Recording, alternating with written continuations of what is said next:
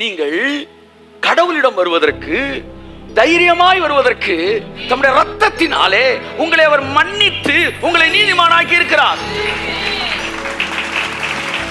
தேவனுக்கு தன்னுடைய பிள்ளைகள் குனிந்து நடப்பது பிடிக்காது. லேவியராகமம் 26:13.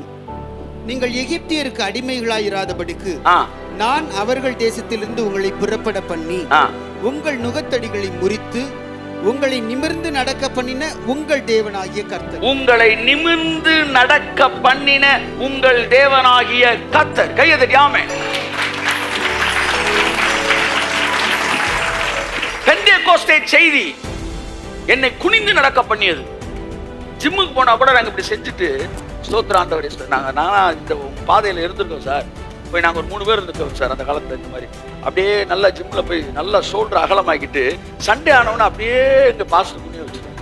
என்னடா என்னதான் ஜிம்முக்கு போனா ஏன்டா ஷோல்டர் குனியுது? நான் கேட்கிற செய்தி எப்படி? ஆனா தேவன் உன்னை குனிந்து நடக்க பண்ண வைக்கிறவர் அல்ல, உன்னை நிமிர்ந்து நடக்க பண்ண வைக்கிற தேவனாக. இந்த குனிஞ்சு நடக்கிறவனா நீ அவனை என்ன நினைச்சிடாத, நல்லவன் நினைச்சிடாத. அவன் குனிஞ்சு இருக்கிறவன் உன்னை போட்டுத்தெல்லாம் விடவே மாட்டான். ஜாக்கிரதை.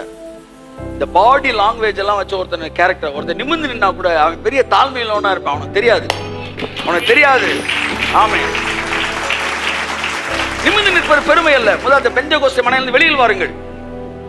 இரக்கமான சிந்தையோடு நிமிர்ந்து நில்லுங்கள். தாழ்மையுள்ள சிந்தையோடு நிமிர்ந்து நில்லுங்கள். தேவன் நம்மை நிமிர்ந்து நிற்கத்தான் அழைத்திருக்கிறார். உங்களை நிமிர்ந்து நடக்க பண்ணுகிற உங்கள் தேவனாகிய கர்த்தர்.